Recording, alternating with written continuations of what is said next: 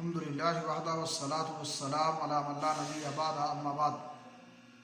اسلامی بھائیوں، جمعے کے دن کی فضیلت اس لیے بھی ہے کہ اس میں ایک گھڑی ہے جس میں کی ہوئی دعا اللہ رب العالمین شرف قبولیت سے نوازتا ہے، اور وہ گھڑی مختصر سی ہے اور اسے بتلایا بھی نہیں گیا ہے۔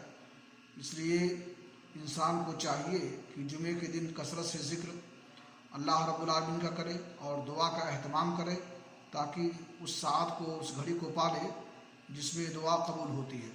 صحیح بخاری شریف کی حدیث ہے،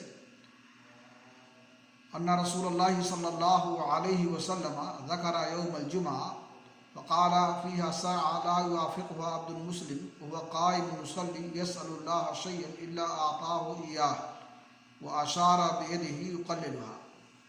اللہ کے نبی جناب محمد رسول اللہ صلی اللہ علیہ وسلم نے جمعہ کا ذکر فرمایا، پھر اس کے بعد آپ نے کہا کہ اس میں گھڑی ایسی ہے کہ کوئی بھی مسلمان بندہ اس کو پالے اور اس کو مل جائے اس حال میں کہ وہ کھڑے ہو کر کے نماز پڑھتا ہو، اور اللہ رب العالمین سے کوئی چیز مانگے تو اللہ تعالیٰ اسے وہ عطا کرتا ہے اور دیتا ہے۔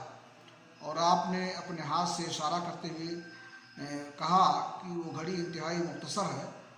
اس لیے مومن کو چاہیے کہ جمعہ کے دن وہ کثرت سے اللہ رب العالمین سے دعا کا اہتمام کرے۔